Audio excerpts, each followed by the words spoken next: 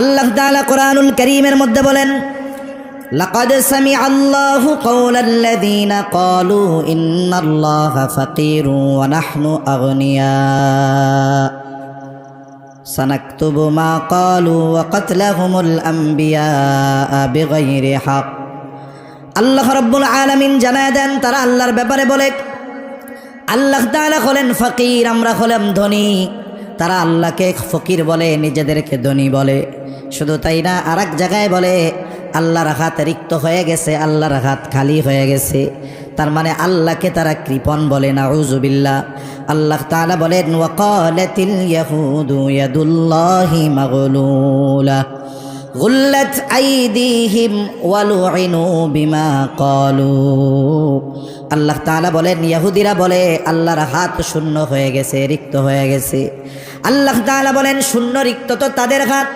এই কথা যে তারা বলল, আল্লাহ তাআলা বলেন এই জন্য তাদের উপরে লানাত, আল্লাহর লানাত এই অবাধ্য জাতির উপরে, আল্লাহর অবাধ্য এই নাশকর গোজার জাতির উপরে। শুধু তাই না, নবী রাসূলগণও তাদের উপরে লানাত করেছেন। আল্লাহ তাআলা বলেন, লুইনাল্লাযীনা কাফারু মিন বানি ইসরাঈলা আলা লিসানি দাউদ ওয়া ঈসা ইবনে মারইয়াম। দাউদ আলাইহিস সালাম তাদের উপরে লানত করেছেন, মারইয়াম আলাইহিস সালাম তাদের উপরে লানত করেছে।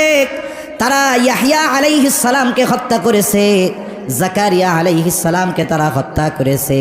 পৃথিবীর মধ্যে একমাত্র জাতি যারা নবীদের হত্যা করেছে, ঈসা আলাইহিস সালামকে তারা হত্যার অপচেষ্টা করেছে।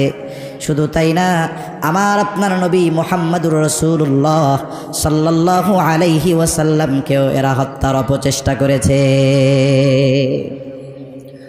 রাসূলুল্লাহ সাল্লাল্লাহু আলাইহি ওয়াসাল্লামকে হত্যার অপচেষ্টা করেছে তারা। একবার একজন ইহুদি নারী নবীজি সাল্লাল্লাহু আলাইহি ওয়াসাল্লামকে দাওয়াত দিয়েছে তার বাড়িতে। আহলে কিতাব এই হিসাবে নবীজি দাওয়াত গ্রহণ করেছে। ওই মহিলা ছাগলের গোশতের সাথে বিষ মিশায়া দিছে। তারা 3 বার নবীজিকে হত্যার অপচেষ্টা করেছে। এখন দাওয়াতে গিয়া নবীজি ছাগলের গোশত মুখে দিয়েছেন। নবীজি সাল্লাল্লাহু আলাইহি ওয়াসাল্লামকে তৎক্ষণাৎ ওহী মারফত আল্লাহ তাআলা জানায় দিয়েছেন এই গোশতের সাথে বিষ মেশানো। নবীজি সাল্লাল্লাহু আলাইহি ওয়াসাল্লাম সবাইকে এই গোশত খাইতে মানা করে দিলেন। এই বিষের ক্রিয়া নবীজির মধ্যে যদিও তৎক্ষণাৎ দেখা দেয় নাই, কিন্তু ইন্তেকালের পূর্বে নবীজি সাল্লাল্লাহু আলাইহি ওয়াসাল্লাম আয়েশা সিদ্দিকা রাদিয়াল্লাহু তাআলা আনহাকে বলেছিলেন, আয়েশা, ওই যে ইহুদি আমাকে ষড়যন্ত্র করে বিষাক্ত গোশত খাওয়াইছিল, ওই বিষক্রিয়া আমার মধ্যে প্রবল আকার ধারণ করেছে। ওই বিষের ক্রিয়ায় মনে হচ্ছে কেমন যেন আমার শিরা উপশিরা ছিঁড়ে যাচ্ছে। রাসূল আকরাম সাল্লাল্লাহু আলাইহি ওয়াসাল্লাম ওই সময়ও ওই মহিলার উপরে অ্যাকশন নেন নাই, মাফ করে দিয়েছেন, কিছু বলেন নাই। এরপরে আর একবার ইহুদিদের মধ্যে একটা বিষয় নিয়ে গেঞ্জাম লাগছে, ইহুদি আর মুসলমানদের মধ্যে। নবীজি সাল্লাল্লাহু আলাইহি ওয়াসাল্লাম এই বিষয়ের মীমাংসার জন্য যাবেন। আল্লাহ রাসূল সাল্লাল্লাহু আলাইহি ওয়াসাল্লাম যখন ওই ইহুদি গোত্রের মধ্যে গেছে, নবীজিকে একটা দেয়ালের সাথে বসার ব্যবস্থা তারা করছে, আর এই দিক দিয়া ষড়যন্ত্র করছে দেয়ালের উপর থেকে আমার আপনার নবীর উপরে বড় পাথর তারা ফেলে দিবে, পাথরের আঘাতে নবীজি মারা যাবে, ষড়যন্ত্র করছে। আল্লাহ তাআলা আমার আপনার নবীজিকে আবারও ওহী মারফত জানায় দিয়েছে। এরপরে আরেকবার নবীজি সাল্লাল্লাহু আলাইহি ওয়াসাল্লামের চুল নিয়া ভাঙ্গা চিরুনির মধ্যে 11টা গিট্টু দিয়ে তারা ক্ষতি করার চেষ্টা করেছে। আল্লাহ রাসূল সাল্লাল্লাহু আলাইহি ওয়াসাল্লামের উপরে জাদুর প্রক্রিয়া প্রভাব পরিলক্ষিত হয়েছে। ওহির মাধ্যমে নবীজিকে জানায় দেওয়া হয়েছে যে অমুক একটা পরিত্যক্ত কূপের মধ্যে একটা ভাঙা চিরুনিতে আপনার চুল নিয়ে 11টা গিট দিয়ে ক্ষতির চেষ্টা করা হয়েছে। ফেরেশতাদের মাধ্যমে আল্লাহ তাআলা জানায় দিয়েছেন, ওইখান থেকে চিরুনি উঠানো হয়েছে। সূরা নাস ফালাক আল্লাহ তাআলা নাজিল করেছেন, প্রত্যেকটা আয়াত তিলাওয়াত করেছে, আর একটা গিট খুলে গেছে, আর আমার আপনার নবীজির উপর থেকে জাদুর প্রভাব দূর হয়ে গেছে। এইভাবে এরা আমার আপনার নবীকেও হত্যার অপচেষ্টা করেছে। এদের আরো অবাধ্যতার কারণে একটা সময় জাজিরাতুল আরব থেকে এদেরকে বিতাড়িত করা হয়েছে। পৃথিবীর কোথাও গিয়ে তারা স্থির হতে পারে নাই, কারণ যেখানেই গেছে ওখানেই বিশৃঙ্খলা তারা সৃষ্টি করেছে। অথচ এই জাতির প্রতি আল্লাহ তাআলার করুণা কত ছিল। পবিত্র কোরআনুল কারীমের মধ্যে অনেক নিয়ামতের কথা আল্লাহ তাআলা বর্ণনা করেছে। যখন মূসা আলাইহিস সালাতু ওয়াস সালাম বনি ইসরাঈলদেরকে নিয়ে লোহিত সাগর পাড়ি দিয়ে চলে আসছে, আল্লাহ তাআলা ফেরাউনের জুলুম থেকে আল্লাহ তাআলা তাদেরকে নিষ্কৃতি দিয়েছেন। তাদের চোখের সামনে ফেরাউনের করুণ পরিণতি হয়েছে, তারা নিজ চোখে দেখছে। যখন তারা দরিয়ার ওপর পারে সমুদ্র পাড়ি দেওয়ার জন্য অপেক্ষা করতেছে, ফেরাউনের বাহিনীর কাছে যখন খবর চলে গেছে যে মূসা আলাইহিস সালাম তো তার উম্মতদেরকে নিয়ে মিশর ছেড়ে চলে যায়, শত্রু হাতছাড়া হয়ে গেল। 6 লক্ষ সশস্ত্র সৈন্য নিয়ে ফেরাউন মূসা আলাইহিস সালাম আর তার উম্মতের পেছনে দাওয়া করলো। আল্লাহ তাআলা কোরআনুল কারীমের মধ্যে সেই অবস্থার কথা তুলে ধরে বলেন, ফালাম্মা তারা আল জামআনি ক্বালা আসহাবু মূসা ইন্না লামুদরাকুন। বনি ইসরাঈলেরা মূসা আলাইহিস সালামের কাছে বলতেছে, যখন একদল অপর দলরে দেখতে পায়, বনি ইসরাঈলেরা দেখতেছে ফেরাউন তার বাহিনী নিয়ে তাদের দিকে আসতেছে, আর ফেরাউনও দেখতে পায় যে তারা সমুদ্রের পাড়ে দাঁড়ায় আছে, আজকে এদেরকে সমূলে নির্মূল করে দেওয়া হবে। এমত অবস্থায় মূসা আলাইহিস সালামের সাথীরা মূসা আলাইহিস সালাম রে বলতেছে, মূসা ইন্না লামুদরাকুন, আমরা তো ধরা পড়ে গিয়েছি, এখন তো বাঁচার কোনো উপায় নাই। 3 দিক দিয়ে ফেরাউনের বাহিনী, একদিকে সমুদ্র, হয়তো ফেরাউনের অস্ত্রের আঘাতে মরতে হবে অথবা সমুদ্রের পানিতে পড়ে মরতে হবে, তার মানে বাঁচার তো আর কোনো উপায় নাই। কিন্তু মূসা আলাইহিস সালাম এই পথে তো নিজ সিদ্ধান্তে আসেন নাই, বরং এই পথে আসার সিদ্ধান্ত যিনি দিয়েছেন তিনি কে?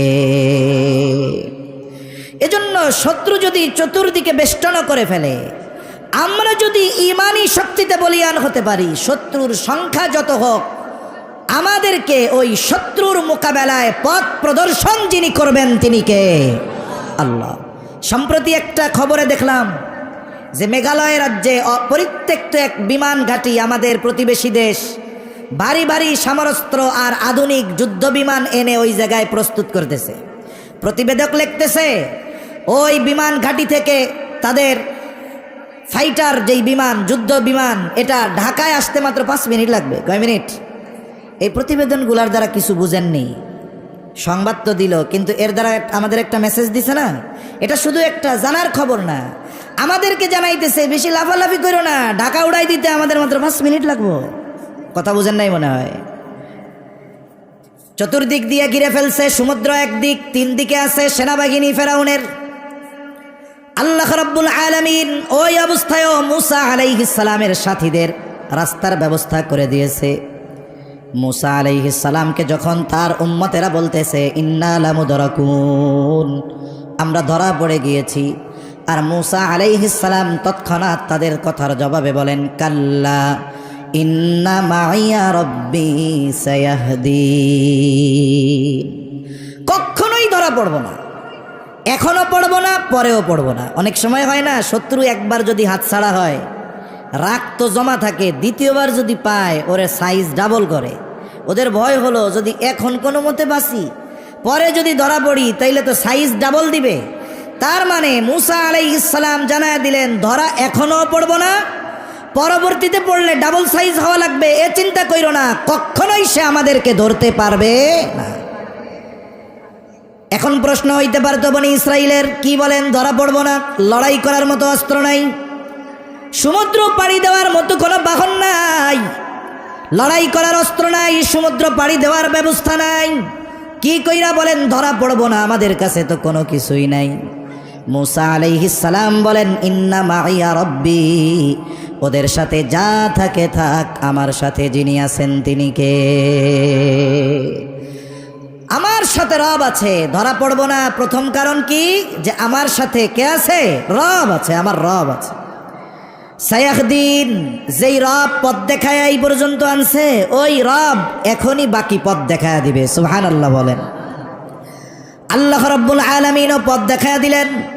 আল্লাহ তাআলা বলেন, ফাআওহাইনা ইলা মূসা আনিদরিব বিআসাকাল বাহর ফানফালাকা ফাকানা কুল্লু ফিরকিন কাত-তাউদিল আযীম। আল্লাহ তাআলা ওহী পাঠায় দিলেন মুসা আলাইহিস সালামের কাছে, প্রত্যাদেশ পাঠায় দিলেন আনিদ্রিব বিআসাকাল বাহর। মুসা আলাইহিস সালামের সাথে যেই হাতে যেই লাঠিটা ছিল, এটা ছিল ওনার অন্যতম মুআজিজা। আল্লাহ তাআলা আদেশ করলেন লাঠি দিয়া সাগরের উপরে আঘাত করেন। সাগরে আঘাত করলে লাঠি দিয়া কি হবে? একটা ঢেউও হবে না। কিন্তু মুসা আলাইহিস সালাম বলেন নাই কেন মারব, আদেশ করার সাথে সাথে বাড়ি মেরা দিছে। সুবহানাল্লাহ। এজন্য প্রকৃত ইমানদারের কাজ হলো আল্লাহর পক্ষ থেকে যখন কোনো সুনির্দিষ্ট আদেশ আসে, আল্লাহ তাআলার পক্ষ থেকে যখন কোনো আদেশ নিষেধ আসে, এই আদেশ নিষেধ মান্য করার ক্ষেত্রে কোনো যুক্তির পেছনে না পড়ে যাওয়া। আমরা তো আল্লাহ তাআলার আদেশ মান্য করার ক্ষেত্রেও যুক্তি তালাশ করি যে এটা করলে কি হবে। এটা ঠিক নয়। ইমানদারের কাজ, আল্লাহর পক্ষ থেকে আদেশ আসছে, এর করলে কি হবে না করলে কি হবে এত কিছুর দরকার নাই। আল্লাহ তাআলা আদেশ করেছে, ওই আদেশ অনুযায়ী আমল করা, এটাই হলো প্রকৃত ইমানদারের কাজ। ঠিক কিনা বলেন? মুসা আলাইহিস সালাম লাঠি দিয়া সাগরের উপরে বাড়ি মেরে দিছেন। বাড়ি মারার সাথে সাথে সাগর দ্বিখণ্ডিত হয়ে গেছে। শুধু সাগর দ্বিখণ্ডিত হয়ে গেছে এমনটা নয়, ফাকানা কুল্লু ফিরকিন কাত-তাউদিল আযীম। প্রত্যেকটা খণ্ড, প্রত্যেকটা ভাগ পাহাড় সাদৃশ্য উঁচু দেয়ালের মতো হয়ে গেছে। দুই দিকে সরে গেছে, মধ্যে দিয়ে ফাঁকা রাস্তা, শুকনা ঠনঠনা রাস্তা আল্লাহ বানায়া দিছে। মুসা আলাইহিস সালামের কিছু বক্তব্য আছে না, যে বড় বড় নেতারা বক্তব্য দেয় নির্বাচনের আগে, দেয় না?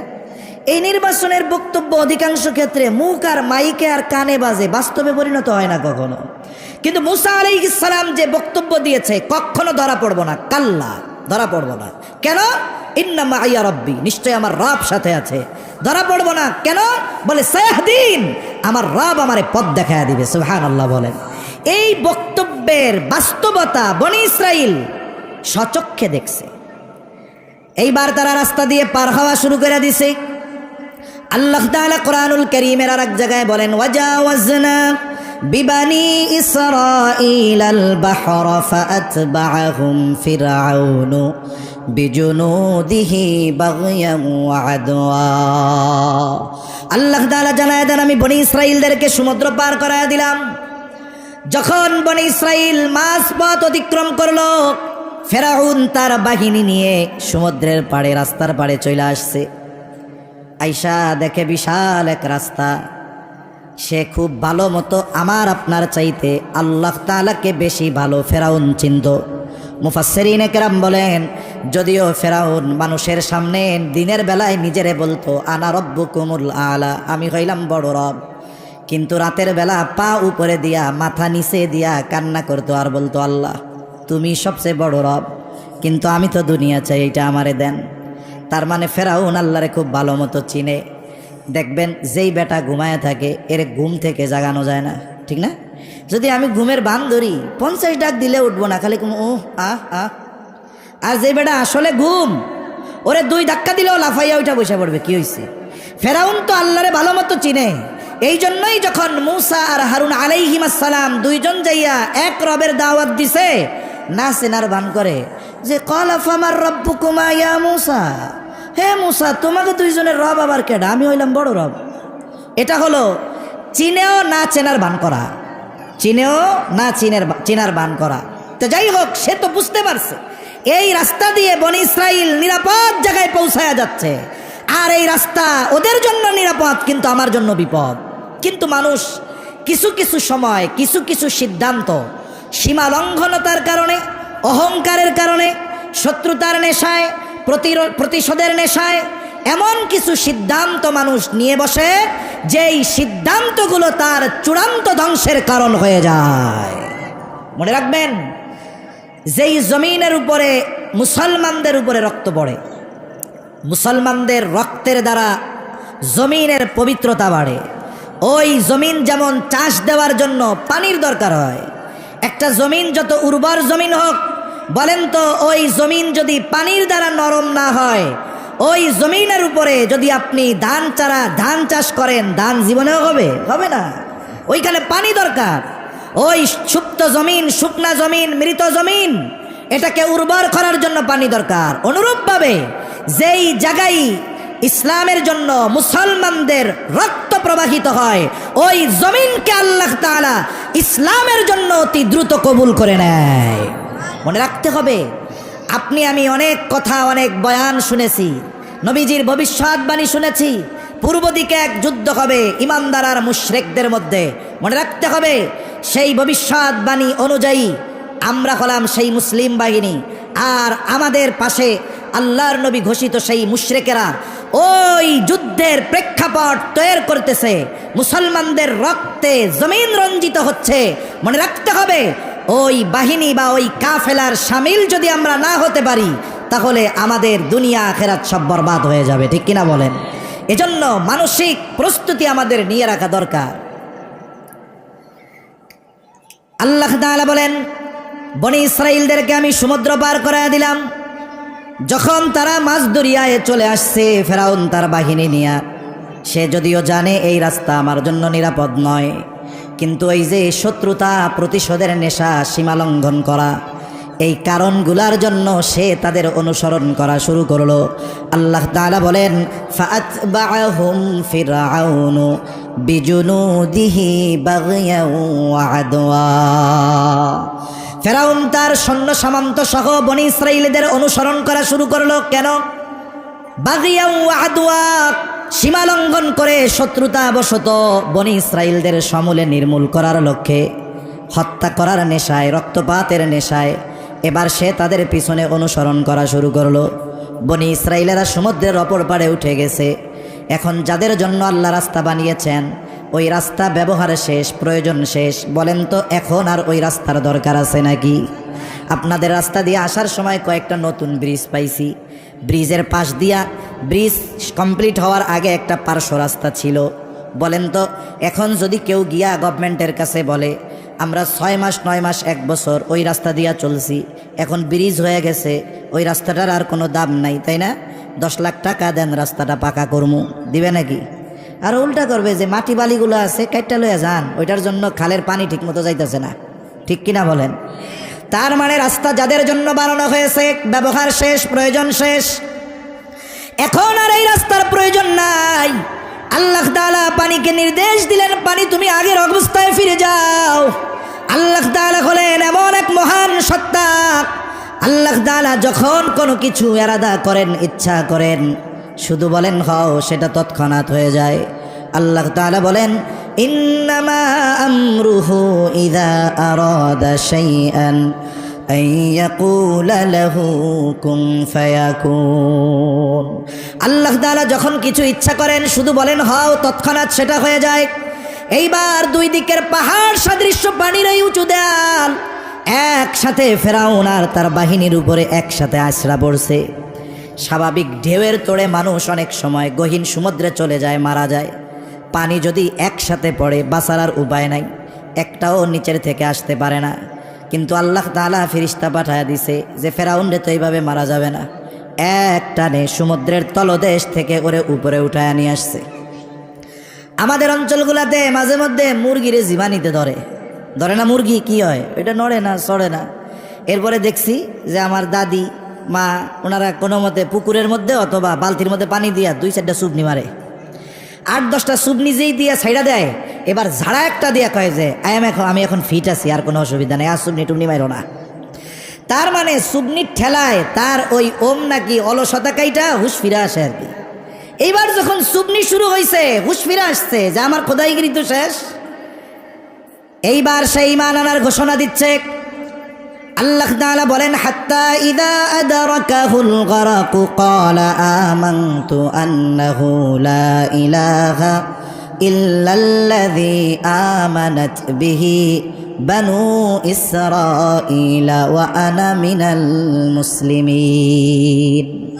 ফেরাউন এবার বলতেছে, আমি ঈমান আনলাম, আল্লাহ ছাড়া কোনো ইলাহা নাই, আমার এই রবগিরির দরকার নাই, এটা ছেড়ে দিলাম, আমি স্বীকার করলাম যে আল্লাহ ছাড়া কোনো ইলাহা নাই। বনি ইসরাইল যার উপরে ঈমান আনছে, আমিও তার উপরে ঈমান আনলাম। আরে আমি মুসলমানদেরই তো একজন, ও আনা মিনাল মুসলিমিন, আমি তো মুসলমানদেরই একজন। বলেন তো, একটা মানুষের ঈমান আনার জন্য এর চাইতে সুস্পষ্ট ঘোষণা আর দেওয়ার কোনো দরকার আছে? নাই। কিন্তু এরপরেও আল্লাহ তাআলা তার ঈমান কবুল করেন নাই কেন? কারণ মুফাসসিরিনে কেরাম বলেন, ঈমান সব সময় কবুল হয় না।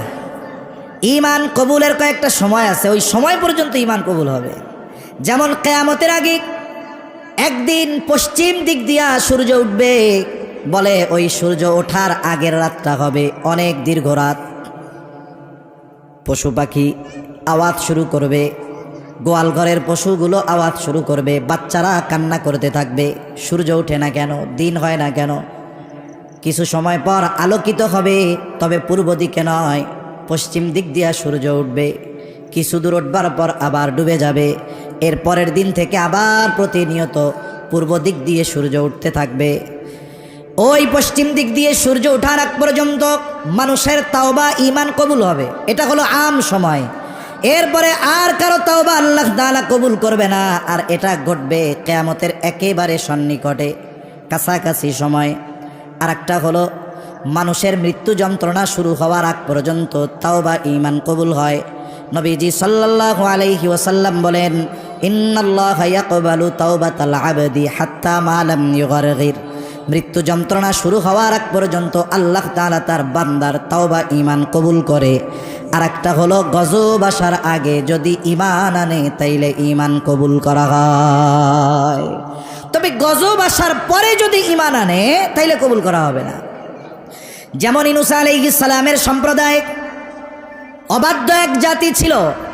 তাদের অবাধ্যতা যখন চূড়ান্ত পর্যায়ে পৌঁছা গেল, আল্লাহ তাআলার পক্ষ থেকে ঘোষণা আসলো 3 দিন পর তাদের উপরে গজব আসবে।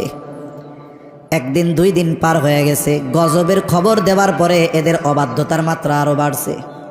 ইউনূস আলাইহিস সালাম দেখলেন এদের মধ্যে পরিবর্তনের কোনো আভাস নাই, বরং অবাধ্যতার মাত্রা আরও বাড়ছে। আল্লাহর গজব নিয়ে এরা ঠাট্টা মশকরা শুরু করে দিয়েছে। ইউনূস আলাইহিস সালাম চিন্তা করলেন, স্বাভাবিক, যখন আল্লাহ তাআলা কোনো সম্প্রদায়ের উপরে গজব দিছে, আল্লাহ গজব দেওয়ার আগে ওই এলাকায় যাকে আল্লাহ নবী হিসাবে প্রেরণ করেছেন তাকে আগে নিরাপদ জায়গায় নিয়েছেন, এরপরে গজব দিছে। অতীতের এই বিষয়টাকে সামনে রেখে আল্লাহ তাআলার পক্ষ থেকে নির্দেশ আসার আগেই ইউনূস আলাইহিস সালাম এলাকা ছেড়ে চলে গেলেন। যেই দিন গজব হবে ওই দিন সকালবেলা সকলে দলে দলে ইউনূস আলাইহিস সালামের বাড়িতে আসছে। কোথায় ইউনূস আলাইহিস সালাম? আজকে নাকি গজব আসবে, মজা করার জন্য আসছে। বাড়িতে আইসা দেখে বাড়িতে কোনো লোক নাই, একেবারে খালি। তারা চিন্তা করলো আশেপাশে কোথাও গেছে কিনা। কয়েকজনকে পাঠায় দিছে, যাও আশেপাশে কোথাও ইউনূস আলাইহিস সালাম আছে কিনা একটু খোঁজ খবর নিয়ে আসো। তারা দীর্ঘ সময় তন্ন তন্ন করে খুঁজে এসে বলে কোথাও তার কোনো খবর নাই। ওরা চিন্তা করে, আহারে, যুগের পর যুগ আমরা ইউনূস আলাইহিস সালামের সাথে এমন আচরণ করেছি, তিনি কখনো আমাদেরকে ছেড়ে চলে যান নাই, কিন্তু আজকে গজব আসার কথা, আর আজ তিনি বাড়িতে নাই, আমাদের ছেড়ে চলে গিয়েছেন, তাহলে গজব মনে হয় সত্যই আসবে। উনিও আমাদের উপরে রাগান্বিত হয়েছেন, আল্লাহর গজবও আমাদের উপরে আসবে। তাদের মধ্যে ভয় কাজ করা শুরু করে দিল। তারা আল্লাহ তাআলার কাছে ক্ষমা চাইল, মাফ চাইল, ঈমান আনলো। যেই গজব তাদের উপরে আসার কথা ছিল, ঈমান আনার কারণে আল্লাহ তাআলা সেই আসন্ন আযাব গজব তাদের উপর থেকে উঠায় নিয়ে গেলেন। ইউনূস আলাইহিস সালামের সম্প্রদায় ঈমান আনছে, আল্লাহ কবুল করেছেন। কেন? বলে গজব আসার আগে ঈমান আনছে। আর গজব আল্লাহ উঠাই নিছেন কেন? বলে গজব তো আসবে বেঈমানের উপরে, কাফেরের উপরে, এরা তো ঈমান আনছে, এই জন্য আল্লাহ এদের উপর থেকে আযাব উঠাই নিয়ে গেছে। কিন্তু ফেরাউন তো আযাব আসার আগে ঈমান আনে নাই, বরং যখন সুবনি শুরু হয়েছে তখন সেই ঈমান আনার ঘোষণা দিয়েছে। এই জন্য আল্লাহ তাআলা সুস্পষ্টভাবে ঈমানের ঘোষণা দেওয়ার পরেও ফেরাউনের ঈমান তাওবা আল্লাহ তাআলা কবুল করে নাই। এই যে ফেরাউন যে লোহিত সাগরের মধ্যে ডুইবা সলিল সমাধি ঘটল ফেরাউনের, সমুদ্রের অপর পারে দাঁড়িয়ে একেবারে সচক্ষে বনি ইসরাইলিরা এই দৃশ্য দেখছে। এর মাধ্যমে কি হলো? মুসা আলাইহিস সালামের যেই বক্তব্য, এর সত্যতা তারা নিজের চোখে দেখলো যে ধরা কখনোই পড়ব না। কেন পড়ব না? কারণ আজকেই ফেরাউনের শেষ দিন, চোখের সামনে ফেরাউন শেষ। দ্বিতীয়ত ধরা পড়ব না কেন? রব সাথে আছে, রাস্তা বানায় দিবে। আল্লাহ সমুদ্রের মধ্যে দিয়ে রাস্তা বানায় দিছে। বলেন তো, এই বিষয়টা যদি কোনো দুর্বল ইমানদার দেখে, বেঈমানও যদি দেখে, আল্লাহর এই কুদরত আল্লাহর উপরে এবং তাদের উপরে, তাদের কাছে যেই নবী ছিল তার উপরে আস্থা, আল্লাহর প্রতি ঈমান, এগুলো আরো বাড়ার কথা ছিল। ঠিক কিনা বলেন? এত বড় নেয়ামত তারা পাইছে যে আল্লাহ তাআলা সমুদ্রের মধ্যে দিয়ে রাস্তা বানায় দিছে, পরবর্তীতে যেন কোনো চিন্তা না আসে মাথার মধ্যে, এই জন্য চোখের সামনে ফেরাউনরে শেষ করে দিছে। কিন্তু এদের পরিণতি কি হইল? এই নেয়ামতটা পাওয়ার পরেও ওই পারে গিয়ে এখন তারা টেনশন করতেছে, থাকমু কোথায় আর খামু কি? চিন্তা করছেন? সমুদ্রের ওই পারে গিয়ে তাদের টেনশন এখন কি? থাকবো কোথায়, খাবো কি? যেই আল্লাহ সমুদ্রের মধ্যে দিয়ে রাস্তা বানাইতে পারে, ওই আল্লাহ তাদের খাওয়ানোর ব্যবস্থা করতে পারে কি পারে না? তারা এবার কয়, মিশরেই ভালো ছিলাম, কমপক্ষে মাথা গোজার ঠাই তো কিছু ছিল। হ্যাঁ, আল্লাহ তাআলা তাদের জন্য মেঘমালারে ছাদ বানায়া দিয়েছেন। আল্লাহ তাআলা বলেন, ওয়াযাল্লালনা আলাইকুমুল গামামা ওয়া আনজালনা আলাইকুমুল মান্না ওয়াসসালওয়া। কয় থাকমু কোথায়, খামু কি? মাথার উপরে তো কিছুই নাই। আল্লাহ তাআলা তাদের জন্য মেঘমালারে ছাদ বানায়া দিলেন। সাথে সাথে আল্লাহ তাআলা আসমানি খাবারের ব্যবস্থা তাদের জন্য করলেন। মান্না সালওয়ার ব্যবস্থা আল্লাহ তাদের জন্য করেছে। আল্লাহ সুবহানাহু ওয়া তাআলা তাদেরকে মূলত জেরুজালেমের কর্তৃত্ব পুনরায় তাদের হাতে ফিরাইয়া দিতে চাচ্ছিলেন। ফেরাউনের জুলুম থেকে তারা বাঁচল। তাদের যে আদি পুরুষ হযরত ইয়াকুব আলাইহিস সালাম, ওনার সময় ইউসুফ আলাইহিস সালামের আহ্বানে যে বনি ইসরাইলেরা মিশর হিজরত করে চলে গেছিল, আল্লাহ তাআলা চাইলেন আবার জেরুজালেম বাইতুল মুকাদ্দাসের কর্তৃত্ব এদের হাতে আল্লাহ তুলে দিবে। ওই সময়টাতে পৃথিবীর সবচাইতে উর্বর এবং সবচাইতে উন্নত দামি জায়গা যেটা ছিল সেটার নাম হলো এই জেরুজালেম, বাইতুল মুকাদ্দাস। ওটা ছিল ওই সময়ের সবচাইতে দামি ভূমি। আল্লাহ তাআলা চাইলেন এটার কর্তৃত্ব তাদের হাতে ফিরিয়ে দিবেন। সবচাইতে আধুনিক শহর, সবচাইতে উর্বর জমিন ছিল এই বাইতুল মুকাদ্দাস, পৃথিবীর সবচাইতে দামি জায়গা। যেমন দেখেন না, আমেরিকার নিউ ইয়র্ক সিটিতে একটা ফ্ল্যাট থাকলে বাবা শত শত কোটি টাকা লাগে একটা ফ্ল্যাট কিনতে। দুবাইতে একটা ফ্ল্যাট কিনে মানুষ শুনি শত শত কোটি টাকা দিয়ে, বাড়ি না জমি না, একটা ফ্ল্যাট কিনে। ওই রকম তৎকালীন সময়ের সবচাইতে পবিত্র, সবচাইতে মূল্যবান, সবচাইতে আধুনিক, সবচাইতে উর্বর জায়গা ছিল এই বাইতুল মুকাদ্দাস। কারণ এর আশপাশ আল্লাহ তাআলা বরকত দিয়া ভরপুর করে দিছে। ঠিক কিনা বলেন? এর আশপাশ বরকতময়। স্বয়ং আল্লাহ তাআলা বলছে সবচাইতে বেশি নবী রাসূলরা ওই জায়গায় একত্রিত হয়েছে। সব নবী রাসূলের উপস্থিতিতে, আমার আপনার নবীর ইমামতিতে ওই জায়গায় 2 রাকাত নামাজ হয়েছে। এজন্য আল্লাহ তাআলা, এটা তো মেরাজের শুরু হওয়ার ভূমি, আল্লাহ তাআলা ইসরা করাইছেন মসজিদুল হারাম থেকে মসজিদে আকসা। মসজিদে আকসা থেকে নবীজির সফর শুরু হয়েছে ঊর্ধ্বলোকে। এই মসজিদুল হারাম থেকে মসজিদুল আকসা পর্যন্ত মধ্যবর্তী জায়গায় আল্লাহ তাআলার অসংখ্য নিদর্শন আছে, যেগুলো আল্লাহ তাআলা ওই মেরাজের সফরের আগে আমার আপনার নবীজিরে দেখাইছে। এই বাইতুল মুকাদ্দাস, আমার ভাই আরবি বক্তৃতায় বলতেছিলেন যে এই বাইতুল মুকাদ্দাস নবীজির মেরাজ শুরুর জায়গা। এই বাইতুল মুকাদ্দাস মসজিদুল আকসা, এটা আমাদের মুসলমানদের প্রথম কেবলা। এটা পৃথিবীর 3য় সবচাইতে সম্মানিত স্থান। এই জায়গার দিকে ফিরে নবীজি 17 মাস নামাজ পড়ছে, এই দিকে ফিরে নবী, আমার আপনার নবী। এজন্য এই বাইতুল মুকাদ্দাসের সাথে আমাদের ঈমানের, আমলের একটা সম্পর্ক রয়েছে। ঠিক কিনা বলেন? এটা সেই জায়গা, ওই জায়গার কর্তৃত্ব ওদের হাতে আল্লাহ দিতে চাচ্ছেন। কিন্তু দিবেন কি? দামি জিনিস যদি বিনা পরিশ্রমে মানুষ পায়, এটার কদর করে না তো। ওই সময় ওইখানে শাসন করত আমালিকা গোত্র। এরা খুব শক্তিশালী ছিল। তবে যতই শক্তিশালী হোক না কেন, আল্লাহ তাআলা যাদের সাথে আছে, শক্তিশালী যতই হোক শত্রু বাহিনী, আল্লাহ যাদের সাথে আছে বিজয় তাদেরই হবে। ঠিক কিনা বলেন?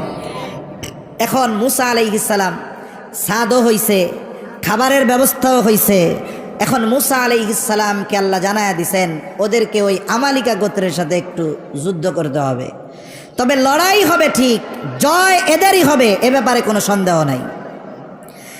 মুসা আলাইহিস সালাম তার সম্প্রদায়কে ডাইকা বলতেছে, আল্লাহ তাআলা কোরআনুল কারীমের মধ্যে বলেন, ওয়াইদ ক্বালা মূসা লিকাওমিহি ইয়া কওমি যকুরু নি'মাতাল্লাহি আলাইকুম ইয জাআলা ফীকুম আমবিয়া ওয়া জাআলাকুম মুলুকা ওয়া আতাকুম মা লাম ইউতি আহাদাম মিনাল আলামিন। আমি যেই কথা বলতেছিলাম যে আল্লাহ তাআলা এই জাতিকে কত নেয়ামত দিয়েছে, কোরআনুল কারীমে সূরা বাকারার মধ্যে ধারাবাহিকভাবে বনি ইসরাইলকে প্রদত্ত অনেকগুলো নেয়ামতের কথা আল্লাহ বর্ণনা করেছেন। আবার এই নেয়ামতগুলোর বিপরীতে তাদের যে নাশকরি, এগুলোর বিষয়েও আল্লাহ তাআলা উল্লেখ করেছে। মুসা আলাইহিস সালাম তাদেরকে যুদ্ধের নির্দেশ দেওয়ার আগে নেয়ামতের কথা স্মরণ করায় দিচ্ছে। কারণ অনেক সময় আছে আপনি যদি আমাকে কঠিন কোনো বিষয়ের আদেশ দিতে চান, আর অতীতে যদি আমার প্রতি আপনার কোনো অনুগ্রহ থাকে, আদেশ দেওয়ার আগে যদি ওই অনুগ্রহের কথা আমার একটু স্মরণ করায়া দেন, তাহলে স্বাভাবিকভাবে আমার বিবেক বলবে, আহারে যেই ব্যক্তি অতীতে আমার জন্য এত কল্যাণকর কিছু করেছে, আজকে তার আদেশটা কষ্ট হলেও আমার মান্য করা দরকার, ঠিক কিনা বলেন? এই জন্য জেহাদের আদেশ দেওয়ার আগে মুসা আলাইহিস সালাম আল্লাহ প্রদত্ত বনি ইসরাইলীদেরকে দেওয়া কিছু নিয়ামতের কথা উল্লেখ করতেছে। মুসা আলাইহিস সালাম তার সম্প্রদায়কে বলতেছে, আল্লাহ তাআলা বলেন, ওয়াইদ ক্বালা মূসা লিকাওমিহি ইয়া কওমি যকুরু নি'মাতাল্লাহি আলাইকুম ইয জাআলা ফীকুম আমবিয়া ওয়া জাআলাকুম মুলুকা। মুসা আলাইহিস সালাম বলেন, ওয়াযকুরু নি'মাতাল্লাহি আলাইকুম, তো আমার সম্প্রদায় তোমরা ওই সমস্ত নেয়ামতের কথা স্মরণ করো যেগুলো আল্লাহ তোমাদের দিয়েছে। কি নেয়ামত দিয়েছে? স্বাভাবিকভাবে নেয়ামতটা যদি এক হিসাবে ধরি তাহলে দুই ধরনের হয়। একটা হলো ইহলৌকিক, আর একটা হলো পরলৌকিক। একটা হলো দুনিয়াবি, আর একটা হলো পরকালীন সম্পৃক্ত। পরকালীন সম্পৃক্ত অথবা জাগতিক সম্পৃক্ত সবচাইতে বড় নেয়ামত হলো নবুয়ত। নবুয়তের মতো মর্যাদাপূর্ণ সম্মানজনক নেয়ামত আর কিছু হইতে পারে না। এজন্য এক নম্বরে তিনি বলতেছেন, ইয জাআলা ফীকুম আমবিয়া, তোমাদের মধ্য থেকে আল্লাহ তাআলা অনেক নবী প্রেরণ করেছেন, নবী বানিয়েছে। বনি ইসরাইলের নবীর সংখ্যা কত? মুহাম্মাদুর রাসূলুল্লাহ সাল্লাল্লাহু আলাইহি ওয়াসাল্লাম বলেন, বনি ইসরাইল কখনো নবী শূন্য হয় নাই। ঈসা আলাইহিস সালাম পর্যন্ত তারা কখনো নবী শূন্য হয় নাই। একজন মারা গেছে তো আল্লাহ তাআলা আর একজনকে নবুয়াত দিয়া ওই শূন্য স্থান আল্লাহ পূরণ করে দিয়েছে। এরা হলো এমন এক বংশ, যেই বংশ কখনো নবী শূন্য হয় নাই ঈসা আলাইহিস সালাম পর্যন্ত। এর চাইতে বড় মর্যাদার কি হইতে পারে? একদিন এক খবরে দেখলাম এক গ্রামের ব্যাপারে খুব আকারে একটা খবর প্রচার হইতেছে। খবর কি বলে, এক গ্রামে এই বছর 8 জন বিসিএস ক্যাডার হয়েছে। কয়জন? 8 জন বিসিএস ক্যাডার। কোনো বংশে যদি 2-4 জন বিসিএস ক্যাডার থাকে, ওই বংশের মানুষ গ্রামের অন্যান্য বংশের উপরে বুক ফুলায় কথা কয়, চেনো আমরা কেডা কেডা? কয় আমাগো বংশে 5টা বিসিএস ক্যাডার আছে। গর্বের সাথে বলে, কি বলে না? দুনিয়াবি একটু সামান্য উচ্চ চাকরিধারী হলে তারে নিয়ে মানুষ গর্ব করে, অথচ যেই বংশে ধারাবাহিকতার ক্রমান্বয়ে নবী রাসূলগণের আগমন ঘটেছে, তাহলে ওই বংশের জন্য এটা আল্লাহর পক্ষ থেকে কত বড় নেয়ামত ছিল। শুধু যে আল্লাহ তাআলা তাদেরকে এই মর্যাদা দিয়েছে তা নয়, জাগতিক মর্যাদার মধ্যে সবচাইতে উচ্চ মর্যাদা হলো বাদশাহী রাজত্ব। মুসা আলাইহিস সালাম এই কথাও বলতেছেন, ওয়া জাআলাকুম মুলুকা, যে আল্লাহ তাআলা তোমাদেরকে দুনিয়ার বাদশাহীও দান করেছে। দাউদ আলাইহিস সালাম, সুলাইমান আলাইহিস সালাম যদি মুসা আলাইহিস সালামের পরে, কিন্তু বনি ইসরাইলের মধ্যে আল্লাহ তাআলা এইরকম বড় বড় বাদশা দান করছে। জাগতিক নেয়ামতের মধ্যে অন্যতম বড় নেয়ামত হলো রাষ্ট্র পরিচালনার দায়িত্ব পাও, আল্লাহ এটাও তোমাকে দিছে। শুধু তাই না, وآتاكم ما لم يؤت أحدا من العالمين, বলে আল্লাহ তাআলা তোমাদেরকে যেই নেয়ামত দিয়েছে গোটা বিশ্ব জগতে এই রকম নেয়ামত আর কাউকে আল্লাহ দেয় নাই। তোমাদেরকে আল্লাহ এমন কিছু নেয়ামত দিছে যা গোটা পৃথিবীতে আর কাউকে দেয় নাই। এটা ওই সময় পর্যন্ত ঠিক ছিল, কিন্তু আমার আপনার নবী আগমনের মাধ্যমে আগের বিষয়টা যে গোটা পৃথিবীর মধ্যে আর কাউরে দেয় নাই, এই বিষয়টা আর নাই। কিন্তু মুসা আলাইহিস সালাম যখন বনি ইসরাইলীদেরকে বলেছে যে আল্লাহ তাআলা তোমাদেরকে এমন কিছু নেয়ামত দিছে যা গোটা বিশ্ব জগতে আর কাউকে দেয় নাই, ওই সময় পর্যন্ত আল্লাহ প্রদত্ত সবচাইতে বেশি নেয়ামত প্রাপ্ত যেই জাতি সেটা ছিল বনি ইসরাইল। এত নেয়ামত তারা পাইছে আল্লাহর পক্ষ থেকে। এই নেয়ামতের কথা স্মরণ করায় দিয়া এইবার মুসা আলাইহিস সালাম তাদেরকে যুদ্ধের আদেশ দিছে। চিন্তা করছে, ইহলৌকিক বড় নেয়ামত নবুয়তের কথা উল্লেখ করলাম, পরলৌকিক বড় নেয়ামত নবুয়তের কথা বললাম, ইহকালীন বড় নেয়ামত মুলকিয়াত রাজত্বের কথা উল্লেখ করলাম, অগণিত নেয়ামতের কথা বললাম। যেই আল্লাহ এত নেয়ামত দিছে, এইবার ওই আল্লাহর আদেশটা একটু এদেরকে বলি, হয়তো এখন তারা যুদ্ধ করতে রাজি হবে। এবার উনি আদেশ দিচ্ছেন,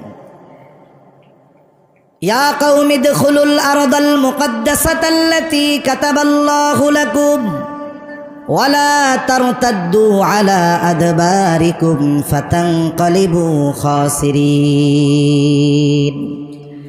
মুসা আলাইহিস সালাম আল্লাহ প্রদত্ত নেয়ামত সমূহের কথাগুলো উল্লেখ করার পর এইবার তাদেরকে নির্দেশ দিলেন, হে আমার সম্প্রদায়, তোমরা ওই পবিত্র ভূমির মধ্যে প্রবেশ করো, আল্লাতী কাতাবাল্লাহু লাকুম, যেই জমিনের মালিকানা আল্লাহ তোমাদের জন্য নির্ধারিত করে রাখছে।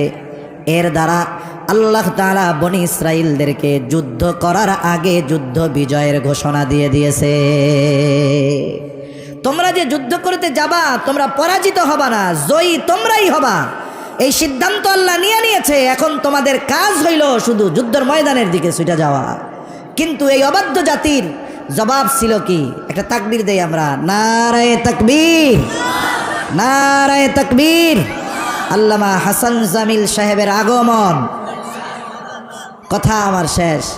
এদের যুদ্ধে তো যাই নাই, বরং উল্টা ওরা কি বলছে যে আপনি আপনার রব গিয়ে জেহাদ করেন, আমরা বৈশা থাকলাম। এরা হলো সেই অবাধ্য জাতি, নাশকর গোজার জাতি। এই জাতির বিরুদ্ধে আমাদের ঘৃণা, বিদ্বেষ এবং যদি কখনো লড়াইয়ের প্রেক্ষাপট তৈরি হয়, লড়াই করতে হবে ইনশাআল্লাহ। আল্লাহ আমাদের কথাগুলো বুঝবার তৌফিক দান করেন, আমিন। ওয়া আখিরু দাওয়ানা আনিল হামদুলিল্লাহ।